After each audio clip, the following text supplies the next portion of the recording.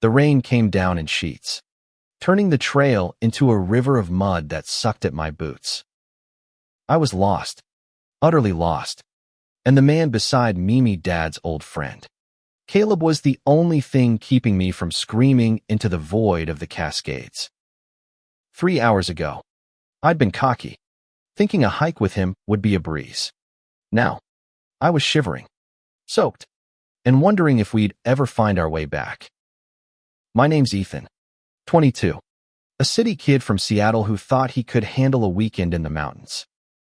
Dad had insisted I go with Caleb, his college buddy, a guy who'd traded corporate life for a cabin in the woods and a life of guiding hikers. He's solid, Ethan, Dad had said. You'll learn something. I didn't expect to learn how fast confidence could turn to panic when the trail markers vanished, and the fog rolled in. Caleb, with his broad shoulders and calm demeanor, seemed unfazed, but his silence was starting to unnerve me. His dark eyes scanned the forest, and I caught myself staring, wondering what kind of man chooses to live out here, alone. Stay close, Caleb finally said, his voice low, cutting through the patter of rain. He adjusted his pack, the movement pulling his jacket tight against his frame. I nodded, my teeth chattering, and followed him deeper into the trees. The path had disappeared an hour ago, and my phone was dead useless. Caleb's compass was our only guide, but even that seemed to falter in the thickening mist. I wasn't just scared of being lost. I was scared of him, too. Not because he was dangerous, but because something about his quiet intensity made my pulse race in ways I didn't want to admit. I'd known I was gay since I was 15, but I'd kept it locked away, hidden from Dad, from everyone. Seattle was progressive, sure, but my family wasn't exactly waving rainbow flags. Caleb, Thuff, was an enigma. Divorced, no kids, living like a hermit. Dad called him free-spirited, but I sensed something else, something unspoken in the way he looked at me when he thought I wasn't watching. It wasn't predatory, it was curious, maybe even conflicted. And that scared me more than the wilderness. We need to find shelter, Caleb said, stopping abruptly. His breath clouded in the cold air. There's a ranger cabin a few miles east. If we're lucky, we'll hit it before dark. He didn't wait for my response, just started moving again, his boots crunching against wet stone. I scrambled to keep up, my mind racing. A cabin. Shelter. The two of us. Alone. My stomach twisted, not entirely from fear. The forest seemed to close in around us, the trees looming like silent judges. I thought about the last time I'd seen Caleb, at Dad's 50th birthday party. He'd been quieter then, too, but his laugh had filled the room when Dad told old college stories. I caught him watching me that night, his gaze lingering just a second too long. I'd brushed it off, chalked it up to him being drunk. But now, out here, with no one else around, that memory felt heavier. Ethan, you okay? Caleb's voice snapped me back. He'd stopped again, his eyes searching my face. I realized I'd been standing still, staring at the ground. My cheeks burned despite the cold. Yeah, just tired. I lied. He didn't push, but his hand brushed my shoulder as he moved past, and the contact sent a jolt through me. I cursed myself silently. This wasn't the time or place to be feeling, whatever this was. We trudged on, the rain relentless. My legs ached, and my clothes clung to my skin. Caleb's pace never faltered, but I could tell he was worried. His jaw was tight, his movements deliberate. Finally, as the sky darkened to a bruised purple, we stumbled across a small, weathered cabin nestled in a clearing. Relief flooded me, but it was short-lived. The cabin was locked, the windows dark. Caleb didn't hesitate. He pulled a multi-tool from his pack and started working on the lock. Isn't that illegal? I asked, my voice barely audible over the rain. He glanced back, a faint smirk on his lips. You want to sleep out here? I didn't. The lock clicked, and he pushed the door open. Inside, it was musty but dry, with a single room, a wood stove, and a cot in the corner. Caleb dropped his pack and started rummaging through it, pulling out a fire starter and some kindling he'd kept dry. I stood there, dripping, feeling useless. Get out of those clothes, he said without looking up. You'll freeze. My heart stuttered. What? He pointed to a blanket on the cot. Wrap up in that. I'll get the fire going. His tone was practical, but my mind went somewhere else entirely. I hesitated, then peeled off my soaked jacket and shirt, my fingers fumbling. Caleb kept his eyes on the stove, but I felt exposed, vulnerable in a way that wasn't just about the cold. The fire crackled to life, casting flickering shadows across the room. I sat on the cot, the blanket around my shoulders, watching Caleb as he worked. His hands were steady, practiced, but there was a tension in his posture I hadn't noticed before. He was older than me, sure, but out here, age didn't seem to matter. He was just Caleb. Strong, quiet, and carrying something heavy in his silence. You ever been lost before? I asked, desperate to fill the quiet. He paused, then nodded. Once. Long time ago. Not in the woods, though. His eyes met mine, and for a moment, I thought he might say more. But he didn't. He just turned back to the fire. I wanted to ask what he meant, but the words stuck in my throat. Instead, I watched the flames, my mind spinning with questions I was too afraid to voice. We were safe, for now. But the real wilderness, the one between us, was just beginning to reveal itself. The fire's warmth seeped into my bones, but it did little to ease the knot in my chest. Caleb sat across from me, his back against the cabin wall, his damp clothes steaming faintly in the heat. The silence between us was louder than the storm outside, and every creak of the old cabin felt like a warning. I shifted under the blanket, my bare shoulders prickling with awareness. Caleb had stripped down to a dry undershirt, his jacket and flannel draped over a chair to dry. The firelight carved shadows across his face, highlighting the lines etched by years I knew nothing about. I wanted to ask about his life, about why he'd left everything to live out here, but the weight of my own secrets kept me quiet. I wasn't ready to expose myself, not yet. You're thinking too much, Caleb said suddenly, his voice soft but piercing. He wasn't looking at me, his gaze fixed on the flames. Out here, overthinking's worse than the cold. I swallowed, caught off guard. I'm not. You are. He turned his head, his dark eyes locking onto mine. You've been jumpy since we got lost. It's not just the woods, is it? My mouth went dry. He wasn't wrong, but how could he see through me so easily? I pulled the blanket tighter, as if it could shield me from his perception. I'm just not used to this, I said, gesturing vaguely at the cabin, the fire, him. It was a half-truth, and we both knew it. Caleb leaned forward, resting his elbows on his knees. You don't have to be used to it. You just have to keep moving. One step at a time. His voice was steady, but there was something raw in it, like he was speaking from a place he didn't often visit. I nodded, but my mind was racing. One step at a time. That's how I'd been living my whole life, careful, calculated steps to keep my truth hidden. At home, I could blend in, play the part of the son my dad wanted. But out here, with Caleb's eyes on me, I felt like I was unraveling. The storm outside raged on, the wind howling like it was trying to tear the cabin apart. Caleb stood and checked the door, making sure it was secure. "We're stuck here till morning," he said, more to himself than to me.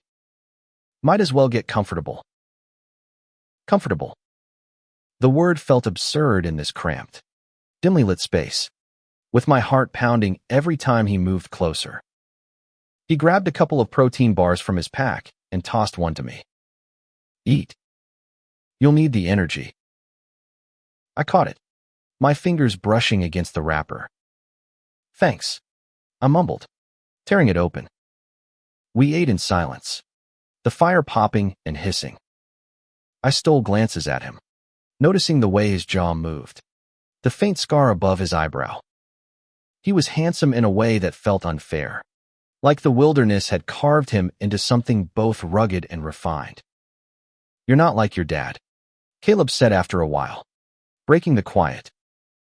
His tone wasn't judgmental, just observant. I laughed, a short, nervous sound. "Yeah, well, he's not exactly the hiking type either." "That's not what I mean." He leaned back, studying me. "He's predictable." "You're not." My breath caught. Was he fishing, or was I reading too much into it? "Is that a good thing or a bad thing?" I asked, trying to keep my voice light. Caleb's lips twitched. Not quite a smile. "Depends on what you do with it." The air felt thicker now, charged with something I couldn't name. I wanted to push, to ask what he meant, but fear held me back. Instead, I changed the subject. "How'd you end up out here? I mean, living like this. Off the grid." He hesitated, his fingers tracing the edge of his protein bar wrapper. "Got tired of pretending," he said finally. "City life. Suits. Expectations. It wasn't me. Out here, I don't have to be anyone but myself." His words hit harder than they should have. Pretending. I knew that game too well. I wanted to tell him, to let the truth spill out, but the risk was too great. What if he judged me? What if he told my dad? The thought made my stomach churn.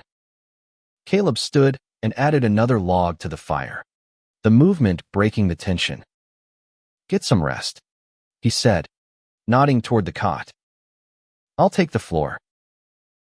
"No way," I protested, standing too fast and nearly dropping the blanket. "You're not sleeping on the floor. We can share." The words slipped out before I could stop them, and my face burned. He raised an eyebrow, and for a moment, I thought I saw amusement in his eyes. "You sure about that, kid?" "I'm not a kid," I shot back, more defensive than I meant to sound. "And yeah, I'm sure." He studied me, then nodded. "All right. But don't hog the blanket." We settled onto the cot, the space barely big enough for one, let alone two. I lay on my side, facing away from him, hyper-aware of his warmth just inches away. My heart was a drumbeat, loud and insistent.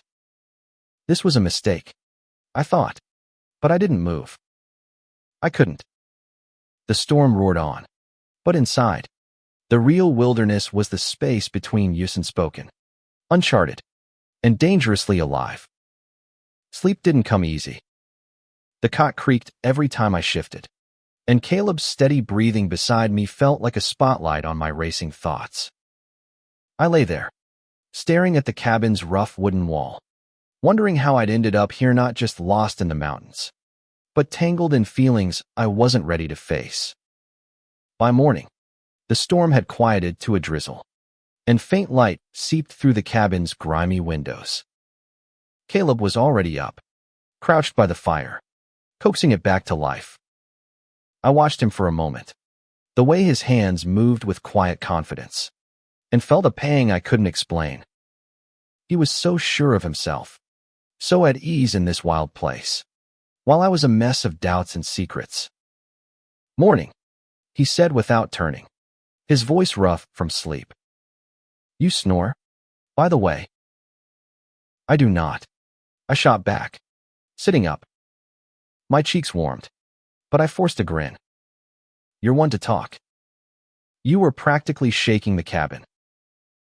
He chuckled, a low, warm sound that made my stomach flip. Fair enough. Hungry. He held up a small metal pot, already heating water over the fire. Got some instant coffee and oatmeal. Not gourmet, but it'll keep us going. I nodded, grateful for the normalcy. We ate in silence. The oatmeal bland but warm. The coffee bitter but grounding. Outside, the forest was still, the air heavy with the scent of wet pine. Caleb studied his compass, his brow furrowed. We're not far from the main trail, he said. If we move fast, we can make it back by noon. Relief mixed with something else, disappointment. Maybe. The cabin, cramped and musty as it was, had felt like a strange sanctuary. Out there, we'd be back in the real world, where I'd have to put my guard up again. We packed up, Caleb double-checking the cabin to leave it as we'd found it.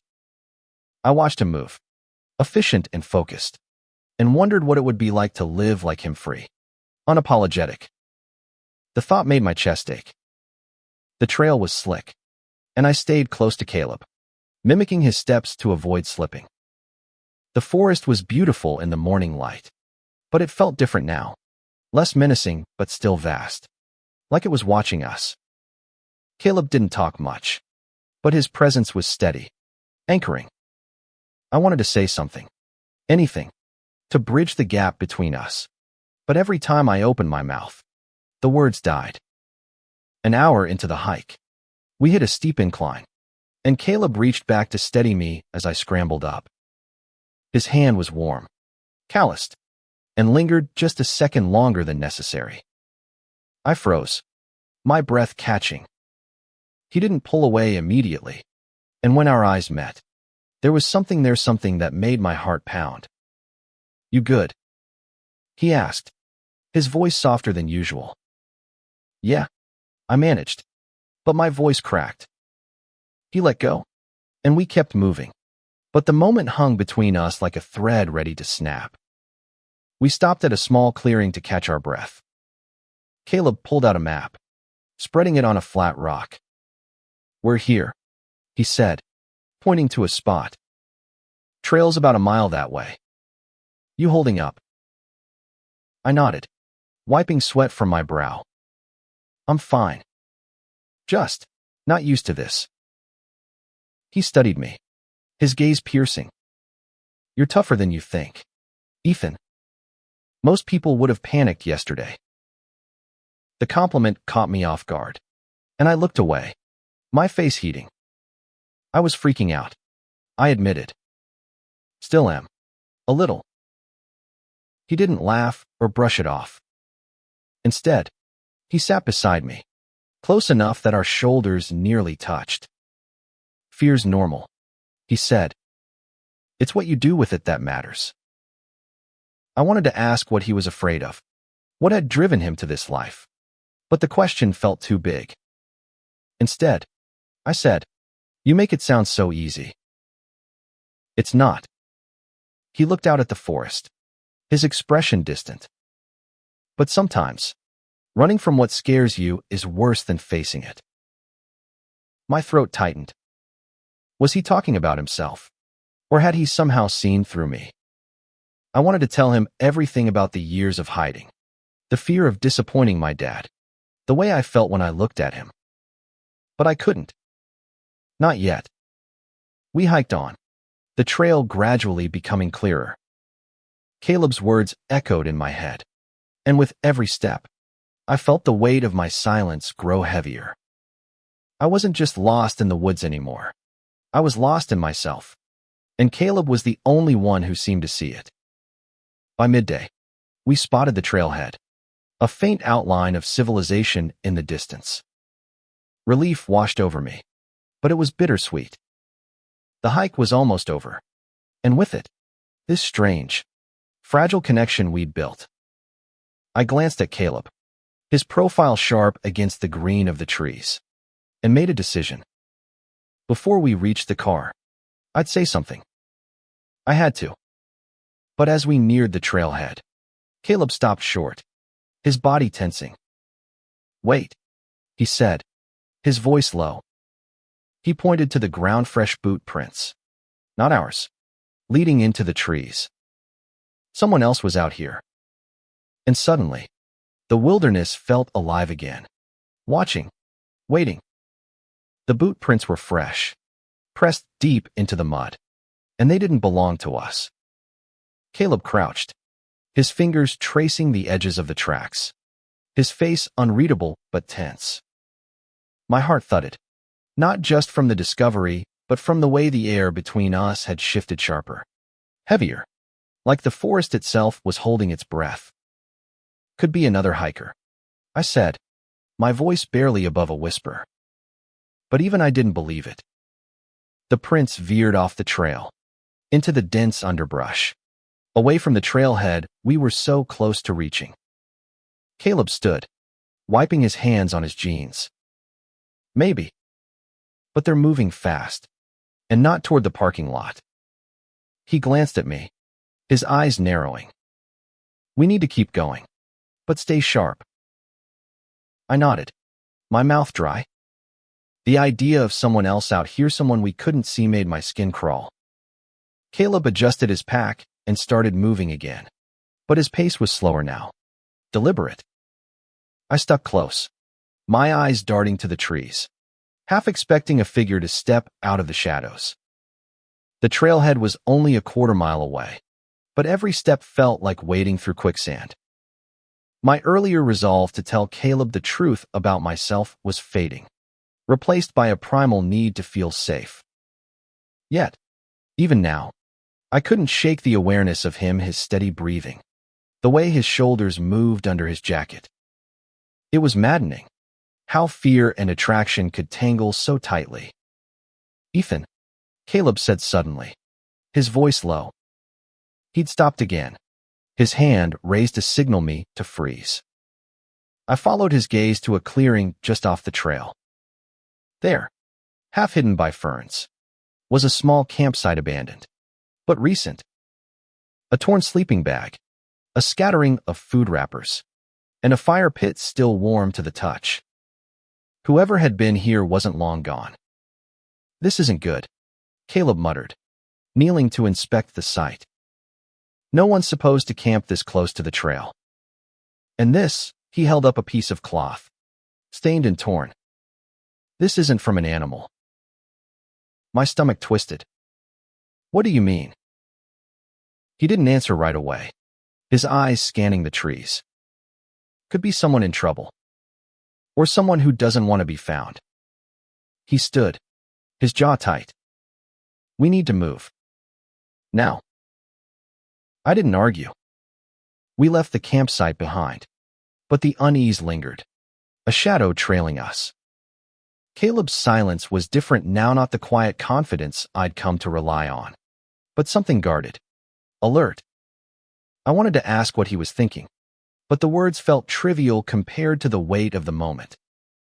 As we neared the trailhead, the boot prints reappeared, crisscrossing our path. Caleb stopped again, his hand on my arm to hold me back. "Stay behind me," he said, his voice barely audible. I nodded, my heart racing. The trailhead was in sight, the gravel lot glinting through the trees, but the prints were leading us straight toward it.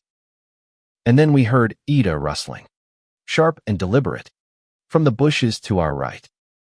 Caleb's hand tightened on my arm, and I froze, my breath catching.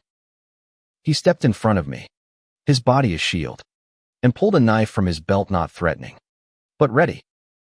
"Who's there?" he called, his voice steady but commanding. No answer. Just the wind, and then another rustle, closer this time. My pulse hammered in my ears. Caleb's eyes met mine, and in that moment, I saw something I hadn't before: fear. Not for himself, but for me. It was enough to make my chest ache. "Show yourself." Caleb called again. Louder. The rustling stopped, and for a moment, I thought it was over. Then a figure stumbled out from the bushes, a man, disheveled, his clothes torn and his face pale. He looked maybe 30, with wild eyes and a backpack hanging off one shoulder. Don't hurt me, he gasped, raising his hands. I'm just lost. Caleb didn't lower the knife, but his stance relaxed slightly. Who are you? He demanded. Why were you hiding? The man swallowed, his eyes darting between us. Name's Ryan. I got separated from my group. Been out here 2 days. I heard you coming and panicked. I studied him, my gut twisting. He looked scared, but there was something off about his story, something in the way he wouldn't meet Caleb's eyes.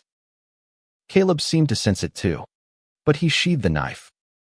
All right, Ryan, he said. You're coming with us. Trailhead's close. Ryan nodded, but his hands were shaking.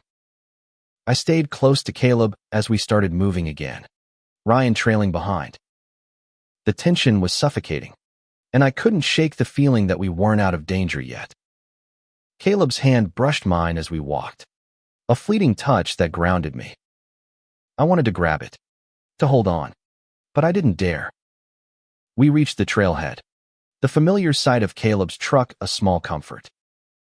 But as we approached, Ryan lagged behind, his steps slowing. I glanced back, and my blood ran cold. He was reaching into his pack, his movements quick and furtive. Caleb, I whispered, my voice tight. He turned just as Ryan pulled something from his bag, a small, glinting object. A gun. Drop it, Caleb shouted, shoving me behind him. Ryan froze, the gun trembling in his hand. For a moment, no one moved, the air thick with the threat of violence. My heart pounded, and all I could think was how close I'd come to telling Caleb everything and how we might not make it out of this alive. The gun in Ryan's hand glinted dully in the gray light, and time seemed to slow. Caleb stood firm, his body a barrier between me and the threat, his voice steady despite the danger. Put it down, Ryan. You don't want to do this. Ryan's eyes darted between us, wild and desperate. I need to get out of here, he stammered. I didn't mean to. I am not going to hurt anyone. Then drop the gun, Caleb said, his tone calm but unyielding. We'll get you to the ranger station. No one's got to get hurt. My breath was shallow, my hands clenched into fists. I wanted to run, to scream, but Caleb's presence kept me rooted. His strength wasn't just physical, it was in the way he held the moment together, refusing to let it spiral into chaos. I realized, with a jolt, that I trusted him completely. Ryan's hand shook, the gun wavering. You don't get it, he said, his voice breaking. They're after me. I messed up. Okay. I owe people money. Bad people. Caleb didn't flinch. That's not our problem. Put the gun down, and we'll figure it out. For a heartbeat, I thought Ryan might shoot. But then, slowly, he lowered the gun, letting it fall to the dirt. Caleb moved fast, kicking it away and grabbing Ryan's arm, pinning it behind his back. Ethan, get the rope from my pack, he said, his voice clipped. I scrambled to obey, my hands shaking as I dug through his bag. I handed him the rope, and he tied Ryan's wrists, quick and efficient. Ryan didn't resist, his shoulders slumping in defeat. I'm sorry, he mumbled. I panicked. Caleb didn't respond, his focus on securing the knots. I watched, my heart still racing, and realized how close we'd come to disaster. But more than that, I was struck by Caleb's calm, the way he'd handled it without hesitation. He wasn't just my dad's friend anymore, was someone I couldn't stop noticing. Someone who made me feel safe and unsteady all at once. We marched Ryan to the truck, Caleb keeping a firm grip on him. The ranger station was a short drive away, and Caleb radioed ahead, explaining the situation in clipped, professional tones. I sat in the passenger seat, stealing glances at him, my mind a whirlwind. The danger was over, but the tension between us was still there, sharper now, like a blade honed by the day's events. At the ranger station, we handed Ryan over. He was a mess, babbling about debts and threats, but the rangers took him in, promising to sort it out. Caleb and I stood outside, the late afternoon sun casting long shadows across the gravel lot. For the first time in hours, we were alone again, and the weight of it settled over me. "You okay?" Caleb asked, his voice softer now. He was leaning against the truck, his arms crossed, but his eyes were on me, searching. "Yeah," I said, though my voice was unsteady. "Thanks to you." He shrugged, but there was a flicker of something in his expression, relief. Maybe, or something deeper. "You held it together out there. That's not nothing." I wanted to tell him then, to let the truth spill out. "I'm gay, Caleb. I've been hiding it my whole life, and being out here with you is making it impossible to keep pretending." But the word stuck, tangled in fear and uncertainty. Instead, I said, "You didn't have to protect me like that. But I'm glad you did." His lips curved into a small smile, and for a moment, I thought he might say something more. But he just nodded and opened the truck door. "Let's get you home." The drive back to Seattle was quiet, the hum of the engine filling the space between us. I stared out the window, the city skyline growing closer, and felt a pang of dread. Out here, I'd been someone else, someone braver, someone who could almost imagine being honest. But back home, I'd have to slip back into my old self, the one who kept secrets. Caleb pulled up to my apartment, the streetlights casting a warm glow over the pavement. I hesitated, my hand on the door handle. "Caleb," I started, my voice barely audible. "Can we talk sometime?" He looked at me, his expression unreadable. "Yeah, Ethan. We can talk." His voice was low, almost gentle, and it sent a shiver through me. I nodded, stepping out of the truck. As I watched him drive away, I felt the wilderness still inside minute the forest, but the untamed part of myself I'd been running from. I wasn't ready to face it yet, but for the first time, I thought I might be close. Back in Seattle, the city felt louder than I remembered, the hum of traffic and neon lights jarring after the quiet of the mountains. I stood in my cramped apartment, staring at the walls, and realized I'd brought the wilderness back with Minute in my muddy boots. But in the ache I couldn't shake, Caleb's face kept surfacing in my mind, his steady gaze, his quiet strength, and the way he'd looked at me when I'd asked to talk. I didn't call him right away. Fear kept me paralyzed, the same fear that had kept me silent for years. Instead, I threw myself into routine work, gym, nights out with friends who didn't know the real me. But every quiet moment brought me back to the cabin, to the cot we'd shared, to the moment he'd shielded me from Ryan. I couldn't outrun it. A week later, I found his number in my phone, saved from when Dad had given it to me before the hike. My thumb hovered over the call button, my heart pounding. What would I even say? "Hey, Caleb, I'm gay and I can't stop thinking about you." The thought was laughable, but it didn't stop the longing. Finally, I texted him. "Hey, it's Ethan. You free to grab a coffee?" Simple. Safe. My hands shook as I hit send. His reply came an hour later. "Sure. Tomorrow, 2 p.m. There's a place on Pike Street. My stomach flipped. It wasn't a date, I told myself. Just coffee. But it felt like stepping off a cliff. The coffee shop was crowded. All exposed brick and indie music. The kind of place I'd usually feel at home in. But when Caleb walked in, wearing a flannel shirt and that same steady gaze, I felt like I was back in the woods, exposed and vulnerable. He slid into the seat across from me, his presence filling the space. "Good to see you, Ethan," he said, his voice warm. "You surviving city life?" "Barely," I joked, stirring my coffee to avoid his eyes. "You?" He shrugged. "City's not my thing anymore. But I make exceptions." His lips twitched, and I wondered if he meant me. We talked about the hike, about Ryan who, according to the Rangers, had been running from some shady debts but was now in custody. Caleb seemed relieved but didn't dwell on it.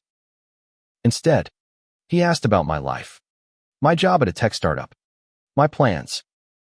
I answered carefully, keeping things surface level, but his questions felt like they were searching for something deeper. "You ever think about getting out of the city?" he asked, leaning back in his chair. "Trying something different." I laughed, nervous. Like moving to a cabin and becoming a mountain man. Not sure I'm cut out for that. "You'd be surprised," he said, his eyes locking onto mine. "You handled yourself out there. Takes guts." The compliment hit me harder than it should have. I wanted to tell him everything, to let the truth spill out, but the words caught in my throat. Instead, I said, "You make it look easy. Living out there. Being you." He studied me, his expression softening. "It's not easy. But it's honest." That wordness cut through me. I looked down at my coffee, my fingers tightening around the mug. "I'm not always honest," I said, my voice barely above a whisper. "Not about everything." Caleb didn't push, but he leaned forward, his elbows on the table. "You don't have to tell me anything you're not ready to, Ethan. But I'm here." My chest ached. He knew, or at least he suspected. And he wasn't running. I took a shaky breath, my eyes meeting his. "I'm gay," I said, the words tumbling out before I could stop them. "I've never told anyone. Not my dad. Not my friends. Just you." For a moment, he didn't move, and I braced for rejection. But then he reached across the table, his hand resting on mine, warm and steady. "Thank you for telling me," he said, his voice low. "That's not nothing." Tears pricked my eyes, but I blinked them back. "I don't know what to do now," I admitted. "I've been hiding it so long. I don't know how to stop." "You don't have to have it all figured out," he said. "Just take it one step at a time." His hand was still on mine, and the contact sent a warmth through me I hadn't felt in years. I wanted to ask about him, about the life he'd left behind, but the moment felt too fragile. Instead, I nodded, and we sat there, the noise of the coffee shop fading into the background. When we left, the air between us was different, lighter, but charged with possibility. Caleb walked me to my apartment, and as we stood outside, I felt the same pull I'd felt in the woods. "Can I see you again?" I asked, my voice steadier than I felt. He smiled, a real one this time. "Yeah, Ethan. You can." As he walked away, I felt the wilderness inside me shift, not gone, but less daunting. For the first time, I thought I might be ready to face it. The weeks that followed were a blur of newness and nerves. Caleb and I met up again, coffee, then dinners, then long walks through the city as the leaves turned gold. Each time, I felt myself unraveling a little more, letting pieces of my truth slip free. He listened, never judging, his quiet presence a lifeline I hadn't known I needed. One evening, we ended up at his cabin, a small, tidy place tucked deep in the Cascades. It was nothing like the ranger cabin lived in, with books stacked on every surface and a wood stove that filled the air with comfort. I sat on his couch, a mug of tea in my hands, and watched him move around the kitchen, his ease making the space feel like home. "You ever think about telling your dad?" he asked, leaning against the counter. It wasn't the first time he'd brought it up, but his tone was gentle, not pushing. I sighed, staring into my tea. "All the time. But he's traditional. I don't know if he'd get it." Caleb nodded, his eyes thoughtful. "He might surprise you. But it's your call, Ethan. Always will be." I looked at him, my chest tight with gratitude and something deeper, something I was starting to name. "What about you?" I asked. "You ever hide who you were?" He paused, then sat beside me, close enough that our knees touched. "Yeah," he said quietly. "For a long time. My marriageite wasn't a lie, but it wasn't the whole truth either. I didn't figure out I was bi until after it ended. Took moving out here to really face it." His honesty stunned me, and for a moment, I couldn't speak. He'd been through his own wilderness, and he'd come out stronger. I wanted to be that brave. "Caleb," I said, my voice trembling, "I don't just want to tell you things. I feel something. For you." He went still, his eyes searching mine. For a heartbeat, I thought I'd ruined everything. But then he leaned in, his hand cupping my face, and kissed me.